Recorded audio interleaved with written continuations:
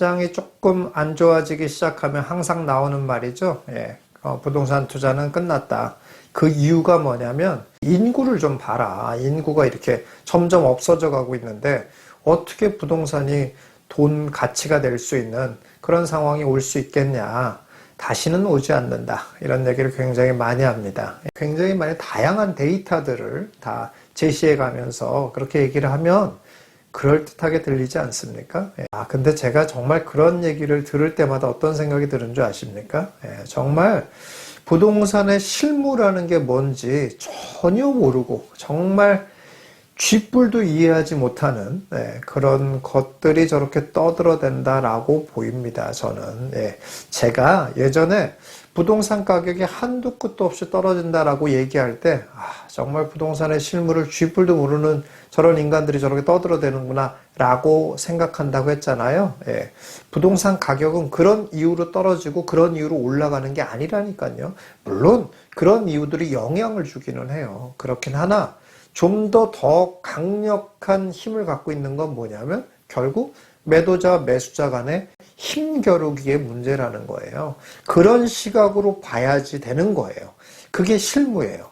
자, 그런데 그런 실무에 대한 개념이 전혀 없이 뭐 미국이 어떠니까 어떻고 금리가 어떠니까 어떻고 전 세계 대비해 소득 대비 어떠느니 이런 게 의미가 없다는 걸 모르는 거예요, 전혀.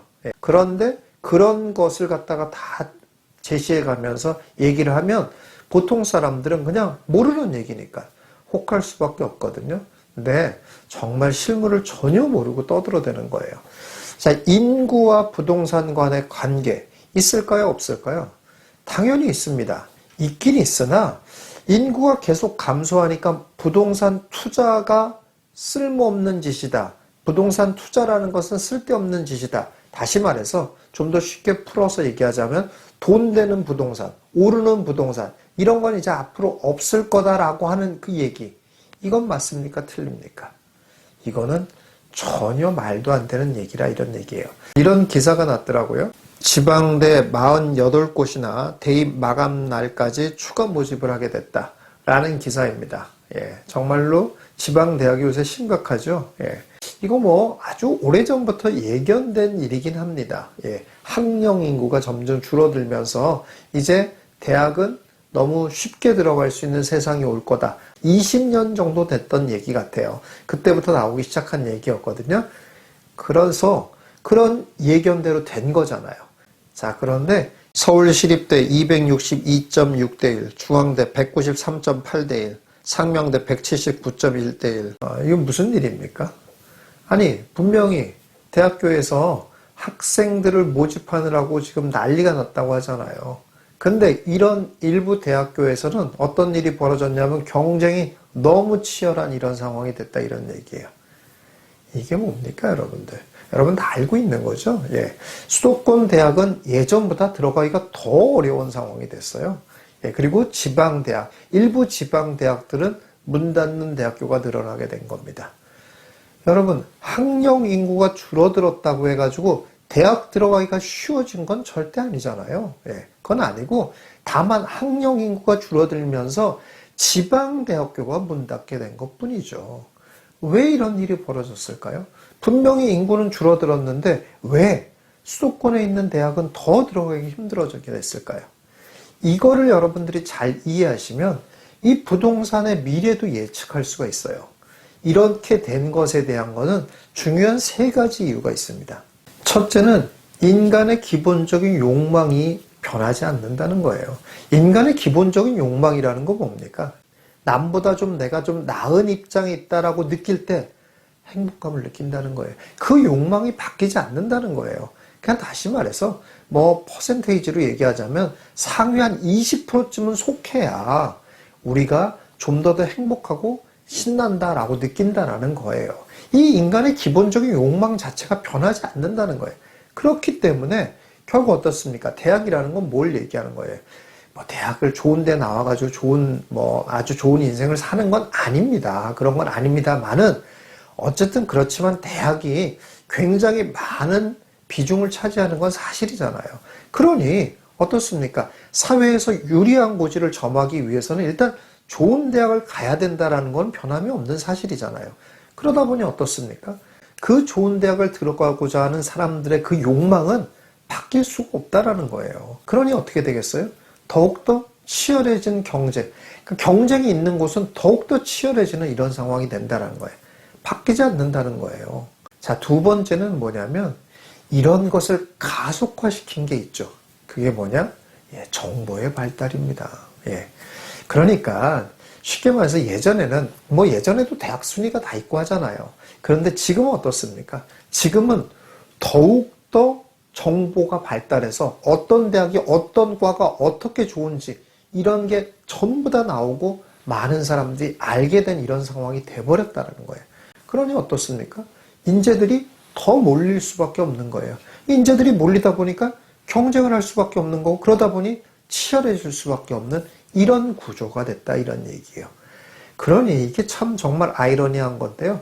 정보의 발달이 인간의 삶을 굉장히 편안하게 해주고 윤택하게 해줄 거라고 생각했는데 오히려 경쟁이 치열해진 이런 사회가 될 수밖에 없는 이런 상황이라는 거예요. 근데 이걸 되돌릴 수가 없잖아요. 앞으로 정보는 더 발달할 거잖아요. 어떻게 되겠냐는 거예요. 좋은 데라는 곳에 더 치열한 경쟁이 있을 수밖에 없는 이런 상황이 될 거다라는 겁니다. 자, 세 번째가 또 있어요. 아무리 이렇게 정보가 발달하고 인간의 욕망이 있다 하더라도 공급이 계속 나올 수 있다라고 하면 아무 문제가 없습니다. 그런데 공급이 제한적이잖아요.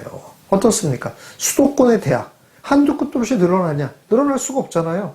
그러니 지방에 아무리 좋은 대학 아주 최첨단 시설을 갖춘 대학이 만들어진다고 한들 그런다고 하더라도 수도권의 인재들을 빼가기는 매우 어려운 상황이 됐다 이런 얘기예요. 수도권 쪽에 그런 좋은 대학이 만들어져야 되는데 만들 수 있는 공간이 있습니까? 없잖아요.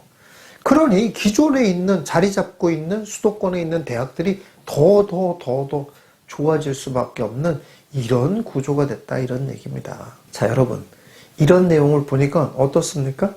부동산 투자랑 똑같잖아요. 지금 모양새가. 이 세 가지 인간의 기본적인 욕망이 바뀌지 않는다는 거, 그리고 정보가 발달했다는 거, 그리고 공급이 제한적이다는 거. 이게 부동산이랑 똑같지 않습니까? 그러면 인구가 줄어든다고 해도 이렇게 좋은 부동산을 갖고 싶어하는 인간의 욕망이 바뀔 가능성 없죠. 그리고 좋은 부동산이 뭐다라는 걸 알 수 있는 이런 정보 더 확장되겠죠.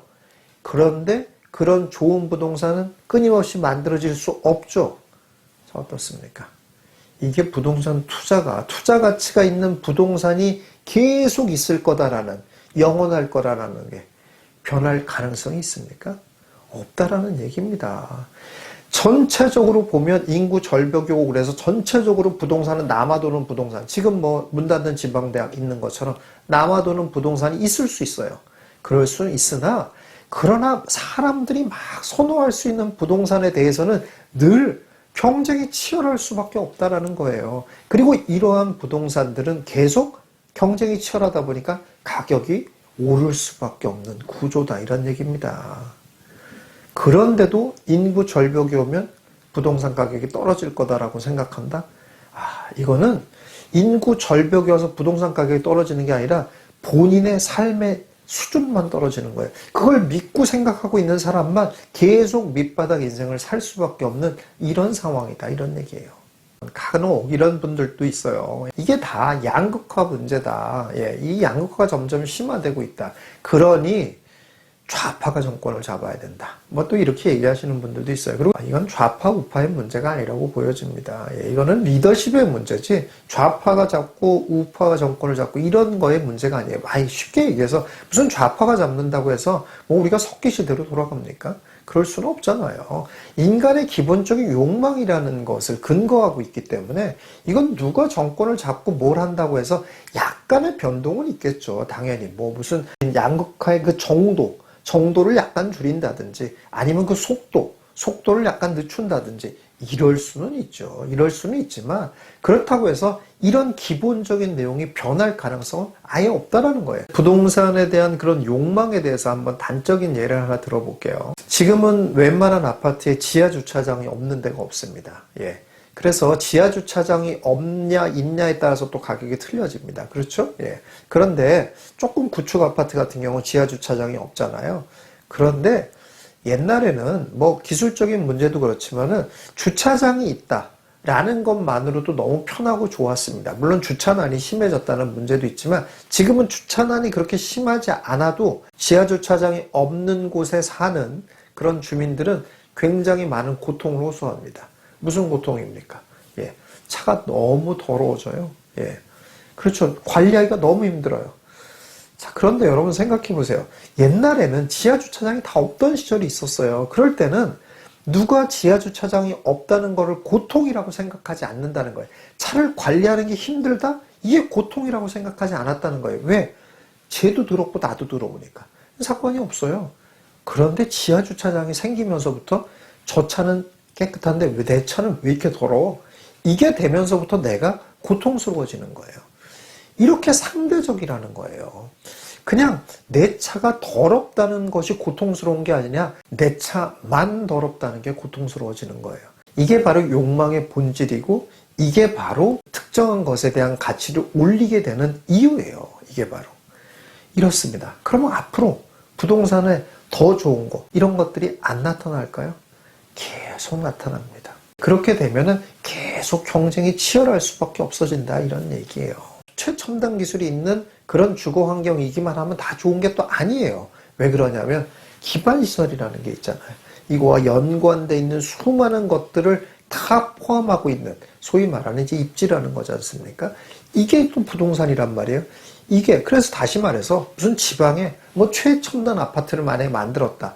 이런다고 해서 사람들이 글로 우르르 가냐? 이런 일은 절대 안 벌어지잖아요. 그게 왜 그러냐면 서울과 수도권에 많이 그런 기반시설이 몰려있기 때문에 그런 거예요.